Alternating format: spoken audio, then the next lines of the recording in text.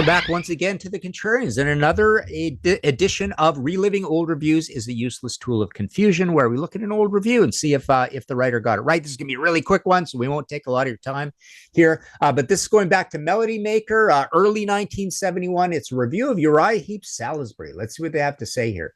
URIAH HEEP are trying to be original with their Danish fjord vocals, the sort of sound produced by someone falling into a fjord on a cold day. Which is pretty neat way of describing, David Byron, the great David Byron, sadly, kicked out of the band eventually for too much drinking, kind of died of the drink, but much later sort of thing. But yeah, Danish fjord vocals. I like that. And that originality is pleasing. But the thing with originality is that it can only be used so much before it becomes a tedious bore, as it does in this case. The title track, Salisbury, is a clever attempt at getting down to some serious composition. And for the most part, it works. I'm looking forward to their next album because this is 100% an improvement over the last. The next one should be really something. So I like that. I don't like calling the first one, I think it called it a tedious bore, which is really bizarre because Very Heavy, Very Humble is one of the albums that invented heavy metal. You hear me say this all the time. It's Black Sabbath, it's Very Heavy, Very Humble, it's Black Sabbath, Paranoid, and it's Deep Purple in Rock, all around 1970. Gypsy is incredible. The switch off of the tracks, oddly, ironically, it's with this album, but Bird of Prey, right? But there's some good heavy stuff on there. The production is excellent. So that album is anything but a bore. It's exciting, a new kind of music, and it's very disciplined. It's just a bunch of good, hard-hitting songs, some progginess as well. So it kind of gets it wrong there, calling that album a bore. It is lauding, like we've seen with Yes Reviews and Progressive Rock, generally favorably. These UK critics did like when these bands did more adventurous things. So they're applauding it on kind of thing.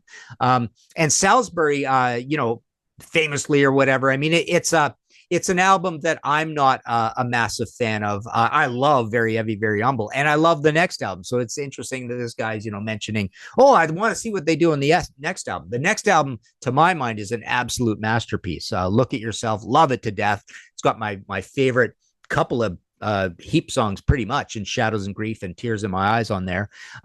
But it's a great album. It's a beautiful sounding album. Sounds better than any Deep Purple album. You know how Deep Purple are sort of the nemesis here. But yeah, this album is a little bit, Salisbury to my mind is a little bit of a cross between Concerto for Group and Orchestra by Deep Purple and Deep Purple Mark I with not enough Deep Purple Mark II. Not enough in rock, not enough Machine Head, not enough Fireball to it. So yeah, that's just a short review. And by the way, you can still get my URIAH HEEP visual biography. It's expensive in the States. It's $75, but it's a massive, big, heavy hardcover. It's got like 400 pictures in it. You can get that at martinpopoff.com.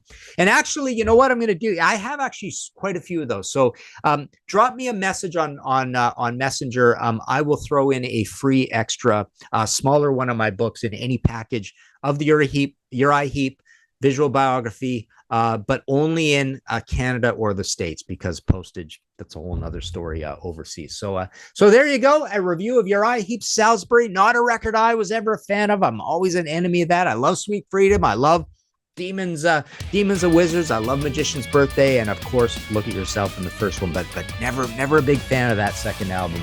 And this guy, wasn't particularly either. So there you go. Reliving Old Reviews is a useless tool of confusion.